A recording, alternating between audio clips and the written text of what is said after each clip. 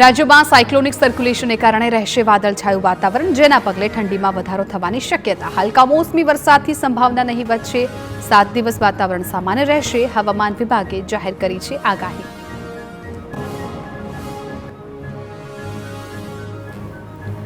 તો રાજ્યમાં 2 દિવસ હવામાનમાં પલટાની આગાહી છે. અંબાલાલ પટેલના મતે 3 અને 4 ફેબ્રુઆરી દરમિયાન વાદળછાયું વાતાવરણ રહી શકે છે. પશ્ચિમી વિક્ષેપને કારણે હવામાનમાં પલટાની શક્યતા વ્યક્ત કરી છે. અમદાવાદમાં આજથી વાદળો આવવાની શરૂઆત થઈ છે. ઉત્તર ગુજરાતમાં વરસાદી છાંટા પડવાની શક્યતા. હવામાન નિષ્ણાંત અંબાલાલ પટેલ અનુસાર ઉત્તર ગુજરાતના જિલ્લાઓમાં માવઠાની અસર વર્તાઈ શકે છે, જેમાં સાબરકાંઠા, પંચમહાલમાં પણ કમોસમી ઝાપટા પડવાની શક્યતા. પૂર્વીય રાજસ્થાનના ભાગોમાં પણ વરસાદની શક્યતા વ્યક્ત કરી. ફરી એકવાર રાજ્યમાં ઠંડી જોર પકડે તેવી શક્યતા. 5 થી 7 ફેબ્રુઆરી દરમિયાન ઠંડીનું પ્રમાણ વધવાની અંબાલાલની આગાહી. ઉત્તર ગુજરાત અને કચ્છમાં લઘુત્તમ તાપમાન 10 થી 11 ડિગ્રી રહી શકે. મધ્ય ગુજરાતમાં 14 થી 15 ડિગ્રી તાપમાનનો પારો રહેવાની સંભાવના. મહેસાણાના ઊંઝા યાર્ડમાં જીરુના ભાવમાં સતત ઘટાડો. છેલ્લા 10 દિવસમાં પ્રતિમણ 300 રૂપિયાનો ઘટાડો નોંધાયો છે. નવા વર્ષના પાકની સકારાત્મક ધારણાને કારણે ભાવ ગગડ્યા છે. અનુકૂળ વાતાવરણને કારણે પણ બજારમાં જીરુનો ભાવ ઘટ્યો છે.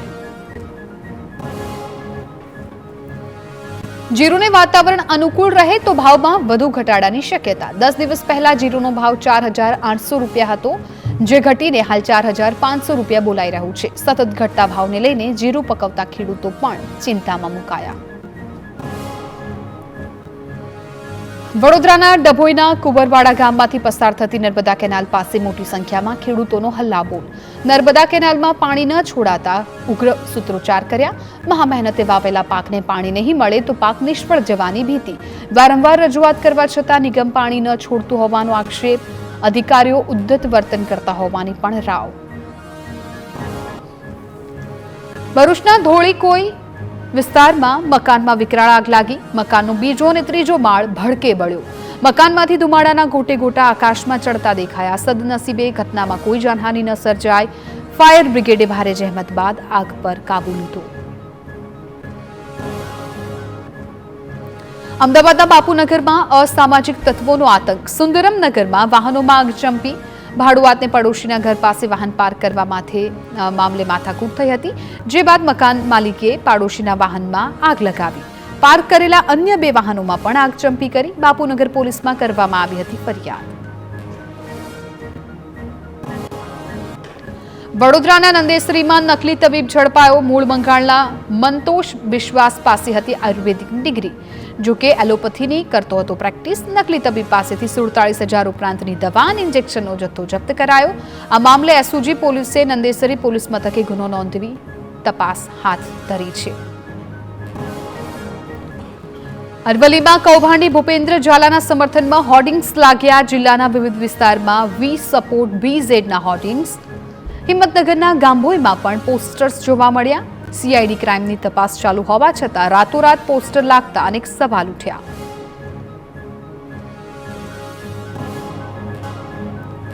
તો મીડિયામાં અહેવાલ પ્રસિદ્ધ થયા બાદ પોલીસને ફરજનું ભાન થયું. વૃદ્ધાને મળી પોલીસે નિવેદન લીધું. મિલકત પચાવી પાડવા માટે પરિજનો ત્રાસ આપતા હોવાની વૃદ્ધાએ ફરિયાદ કરી.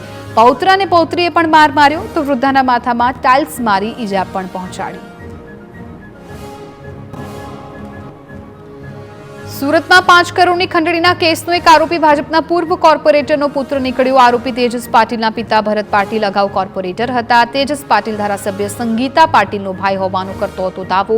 પિતા ભરત પાટીલ સામે પણ બેંક છેતરપિંડીના કેસ નોંધાયેલા હતા, જેના અનુસંધાનમાં તેમણે 2 વર્ષ જેલ ભોગવી હતી. સુરતના બારડોલીમાં ઉતારા વધાવા ગામમાં દીપડાએ દેખા દીધી. ગામની સીમમાં રસ્તા પર દીપડો આંટાફેરા મારતો નજરે પડ્યો. કાર ચાલકે વિડીયો બનાવી વાયરલ કર્યો તો દીપડાની હાજરીની જાણ થતાં આસપાસના ગામમાં ભયનો માહોલ ફેલાયો. ગીર સોમનાથના બરડા ગામે દીપડો પાંજરે પુરાયો. ઘણા દિવસોથી દીપડાએ ગામમાં ધામા નાખ્યા હતા. નાના પશુઓના શિકાર કરતા લોકોમાં ફેલાયો હતો ભય.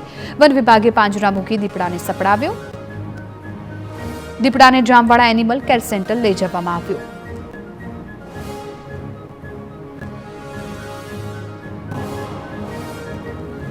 દેવભૂમિ દ્વારકા મંદિરના શિખર પર ગેરકાયદે ઉડાવ્યું ડ્રોન.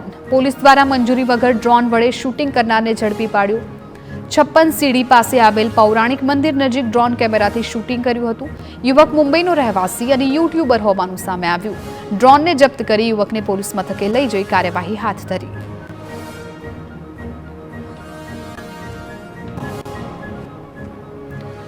પ્રખ્યાત લોક સાહિત્યકાર ભીખુદાન ગઢવીએ આજીવન લોક ડાયરાના કાર્યક્રમો નહીં કરવાનો નિર્ણય કર્યો. વધતી ઉંમરને પગલે ભીખુદાન ગઢવીએ લીધો મોટો નિર્ણય.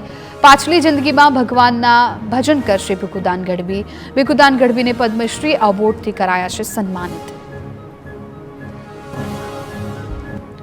અમરેલી લેટરકાંડ મુદ્દે દિલીપ સંઘાણીએ સીએમને પત્ર લખ્યો છે. ફરિયાદીના નાર્કો ટેસ્ટ કરવાની માંગ કરી. દિલીપ સંઘાણીએ પોતે પણ નાર્કો ટેસ્ટ કરાવવાની તૈયારી બતાવી. અમરેલી પોલીસની કામગીરી દબાણ હેઠળ હોવાનો આક્ષેપ કર્યો. હાઈકોર્ટના નિવૃત્ત જજની અધ્યક્ષતામાં તપાસ કરવાની માંગ કરી. લેટરકાંડના આરોપી મનીષ વઘાસિયાએ કર્યા હતા આક્ષેપ. ભાજપના નેતાઓના નામ સાથે કરેલા આક્ષેપ બાબતે નાર્કો ટેસ્ટની માંગ કરી. વધુમાં દિલીપ સંઘાણીએ કહ્યું કે સરકાર મહિલાની રાત્રે થયેલી ધરપકડને છાવરે છે તે બાબત ખોટી છે. દિલીપ સંઘાણીના પત્ર બાદ પરેશ ધાનાણીનો પ્રહાર. અમરેલીની આબરૂ બચાવોની ટેગલાઇન સાથે પોસ્ટ કરી કહ્યું કે કલંકિત કરનાર ઘટના પાટીલ ગેંગનું જ ગુનાહિત ષડયંત્ર. ગુજરાત ભાજપના ગુરુ અને બંને ચેલાઓના નાર્કો ટેસ્ટ કરાવો. ગુનેગારોને રાજકીય ફાંસીના માછડે ચડવાની અને ઘટનાની તપાસ સિટિંગ જજને સોંપવાની માંગ કરી. દિલીપ સંઘાણીના પત્ર અંગે કોંગ્રેસ પ્રવક્તા મનીષ દોશીનું નિવેદન. કહ્યું કે અમરેલીમાં ભાજપના આંતરિક જૂથવાદનો ભોગ એક દીકરી બની. રિકન્સ્ટ્રક્શનને નામે દીકરીનો ભરઘોડો કાઢવામાં આવ્યો. પત્ર નકલી નહીં અસલી છે. અમરેલીમાં થયેલા કૌભાંડ અસલી છે. કૌભાંડના રૂપિયા ક્યાં ગયા એ અંગે તપાસની માંગ કરી. દિલીપ સંઘાણીના સમર્થનમાં આવ્યા ભાજપ નેતા ભરત કાનાબાર. લેટરકાંડ મામલે ભરત કાનાબારે પોલીસ સામે સવાલ ઉઠાવતા આક્ષેપોની નિષ્પક્ષ અને ઊંડી તપાસની માંગ કરી. સરકાર અને પક્ષને પણ સાંભળવું પડ્યું હોવાનું નિવેદન આપ્યું. નિવૃત્ત જજની આગેવાનીમાં તપાસ કરવા ભરત કાનાબારે પણ માંગ કરી.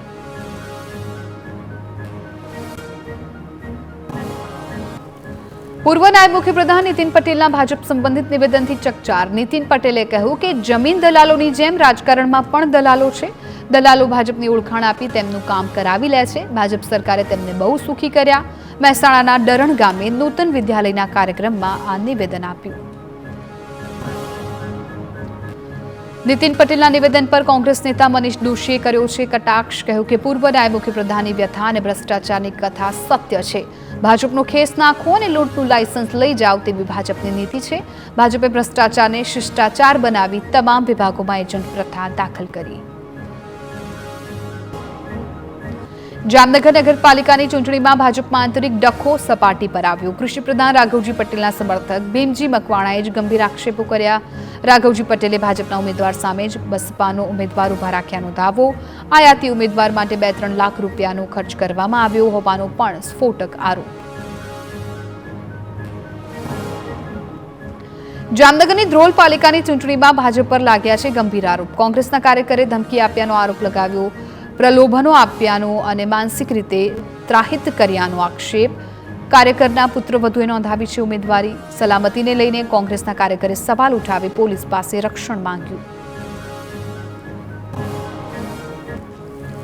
જૂનાગઢ મહાનગરપાલિકામાં ભાજપની સ્થિતિ મજબૂત. ચૂંટણીમાં કોંગ્રેસના કેટલાક ઉમેદવારોએ ભાજપને સમર્થન આપ્યું.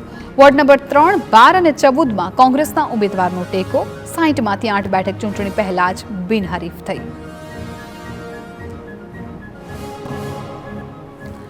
જૂનાગઢમાં ભાજપના ઉમેદવારનું ફોર્મ રદ કરવાની કોંગ્રેસની માંગ. વોર્ડ નંબર 9ના ઉમેદવાર SC/STમાં હોવા છતાં OBCમાં ફોર્મ ભર્યા હોવાનો દાવો. ભાજપના ઉમેદવાર આકાશ કટારાએ એટ્રોસિટીના કેસમાં SC/STનો દાખલો રજૂ કર્યાનો આક્ષેપ કર્યો. ચૂંટણી પંચે રજૂઆતને ગ્રાહ્ય ન રાખતા હાઈકોર્ટ સુધી લડી લેવાની ચીમકી ઉચ્ચારી.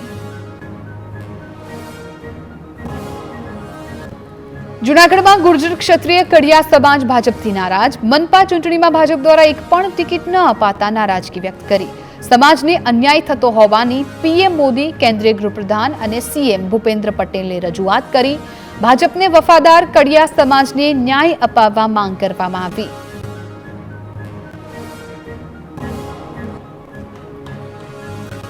મોરબીની હળવદ પાલિકાની ચૂંટણી પહેલા કોંગ્રેસના ગંભીર આક્ષેપો. ભાજપ દ્વારા કોંગ્રેસના ઉમેદવારોને ધાકધમકી અપાયાના આક્ષેપ કર્યા. કોંગ્રેસ ઉમેદવારો ટેકેદારોને પ્રલોભન અપાતા હોવાનો પણ આરોપ. કોંગ્રેસે હળવદ પોલીસ મથકે લેખિતમાં રજૂઆત કરી પોલીસ રક્ષણની માંગ કરી.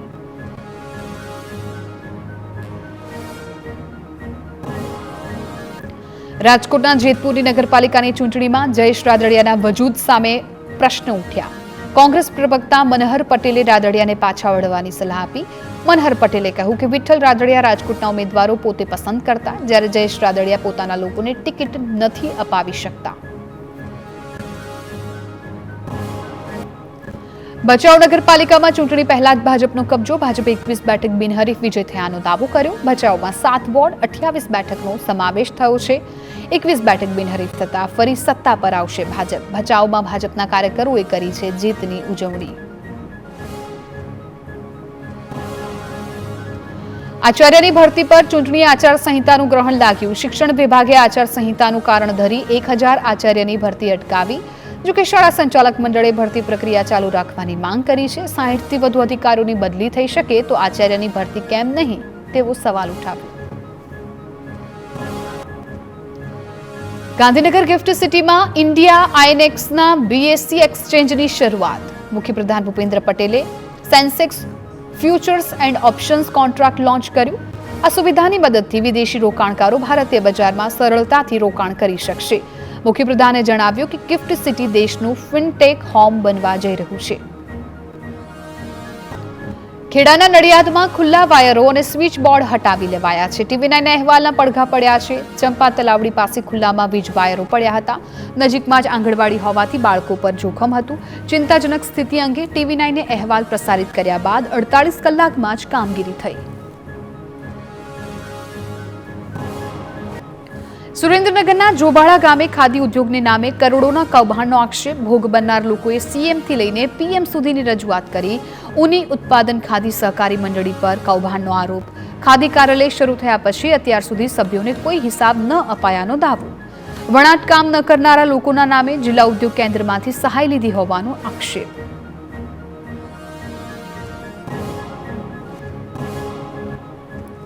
સુરતમાં ગૃહ રાજ્યપ્રધાન હર્ષ સંઘવીના હસ્તે સિટી બસ ટર્મિનલનું લોકાર્પણ.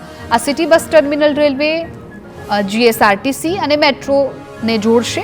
રેલવે સ્ટેશન પર આવતા જતા રોજના 20,000થી વધુ મુસાફરોને બસ પકડવામાં સરળતા રહેશે. ટ્રાફિકની સમસ્યામાં પણ ઘટાડો થશે. આણંદની ખંભાત નગરપાલિકામાં કૌભાંડો બાબતે પૂર્વ પ્રમુખ, કારોબારી ચેરમેન અને અધિકારીઓ પર સકંજો. પ્રાદેશિક કમિશનરે આપ્યા કાર્યવાહીના આદેશ. 2017થી 2023ના કોન્ટ્રાક્ટ અંગે થયો હતો વિવાદ. મુદ્દત પૂરી થયા બાદ ટેન્ડર વિના કોન્ટ્રાક્ટ આપ્યો હતો. ગટરના મેન્ટેનન્સ માટે ટેન્ડર વિના 30%ના વધારા સાથે કોન્ટ્રાક્ટ આપવામાં આવ્યો. અમદાવાદમાં પ્રતિબંધિત પ્લાસ્ટિકનો ઉપયોગ ઘટાડવા કોર્પોરેશનનો નવતર પ્રયોગ. 12 કરોડ રૂપિયાના ખર્ચે ઘરદીઠ 2 કાપડની થેલીઓનું કરાશે વિતરણ. કુલ 16 લાખ ઘરમાં 32 લાખ કાપડની થેલીઓ વહેંચાશે. કોર્પોરેશન દ્વારા મળેલી થેલીઓનો ઉપયોગ થશે કે નહીં તે સવાલ. ગુજરાત સ્ટેટ લીગલ સર્વિસ ઓથોરિટીએ લોકોમાં કાયદાકીય જાગૃતિ લાવવા મોબાઈલ અવેરનેસ બસ તૈયાર કરી. લીગલ સર્વિસ ઓથોરિટીના ચેરમેન અને હાઈકોર્ટ જજ વિરેન વૈષ્ણવે બસની લીલી ઝંડી આપી. 10 ફેબ્રુઆરી સુધી મોરબી અને કચ્છ જિલ્લાના લોકોને ઓથોરિટીની કામગીરી અંગે માહિતગાર કરવામાં આવશે. સુરતમાં લગ્નમાં જમવાનું ખૂટી પડતા વરપક્ષ અને કન્યા પક્ષ વચ્ચે તકરાર થઈ, જે બાદ લગ્ન અટકાવી દઈ જાન પરત ફરી રહી હતી, પરંતુ પોલીસે બંને પરિવારો વચ્ચે સમાધાન કરાવ્યું. પોલીસ સ્ટેશનમાં જ વરમાળાની વિધિ કરાવી લગ્ન સંપન્ન કરાવ્યા.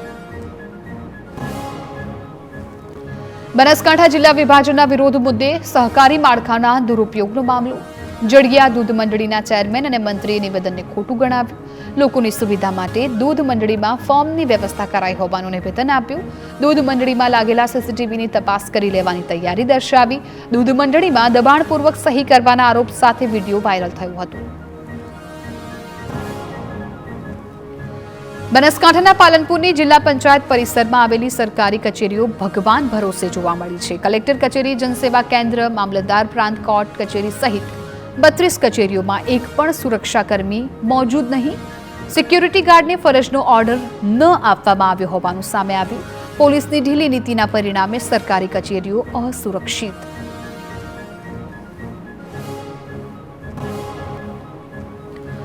બનાસકાંઠામાં થરાદ જિલ્લાને સમર્થન આપવા સહકારી માળખાઓ દ્વારા દબાણનો આક્ષેપ. સહકારી માળખાનો દુરુપયોગ કરી બળજબરીપૂર્વક જન્મત થઈ રહ્યાનો દાવો.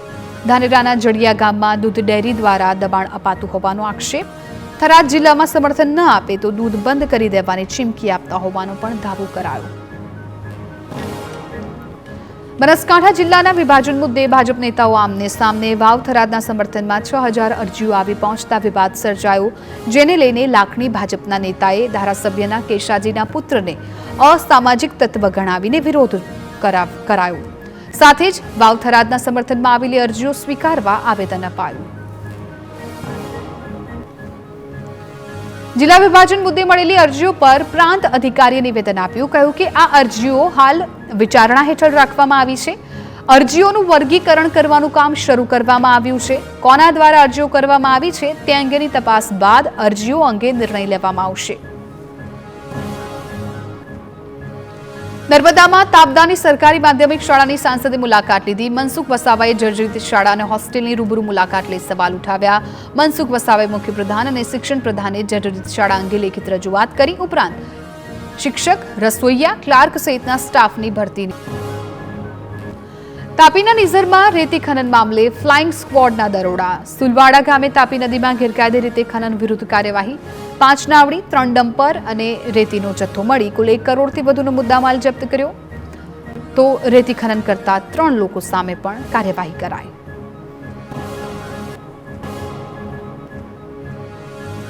સુરતમાં કિશોરી પર દુષ્કર્મ ગુજારનાર વોન્ટેડ આરોપી ઝડપાયો છે. 2017માં 13 વર્ષની કિશોરીનું અપહરણ કરી દુષ્કર્મ આચર્યું હતું. જે મામલે ધરપકડ બાદ 10 વર્ષની કેદની સજા થઈ હતી. જોકે જેલમાંથી પેરોલ લઈ 4 વર્ષથી આરોપી ફરાર હતો, જેની બાતમી મળતા પોલીસે આરોપીને ઝડપી પાડ્યો. દેવભૂમિ દ્વારકામાં યુવાનોને હની ટ્રેપમાં ફસાવતી ગેંગ ઝડપાઈ. પોલીસે એક યુવતી સહિત 3 આરોપીની ધરપકડ કરી. યુવકને પ્રેમજાળમાં ફસાવી બ્લેકમેલ કરતા હતા આરોપીઓ. દુષ્કર્મના ખોટા કેસની ધમકી આપી 1 લાખથી વધુની રકમ પડાવી યુવક સાથે શારીરિક સંબંધ બાંધી બ્લેકમેલ કરતી હતી આરોપી યુવતી. સુરેન્દ્રનગર જિલ્લા પંચાયતના ચેરમેનના પતિ બન્યા હની ટ્રેપનો શિકાર. ભાજપના નેતા નટુજી ઇલોરિયાએ નોંધાવી ફરિયાદ. પોલીસે 2 મહિલા અને 3 યુવકો સામે નોંધી ફરિયાદ. પોલીસે અત્યાર સુધીમાં 2 લોકોની અટકાયત કરી છે. નટુજીની વાડીમાં યુવતીએ અંગત પળનો વિડીયો ઉતાર્યો હોવાનો આક્ષેપ.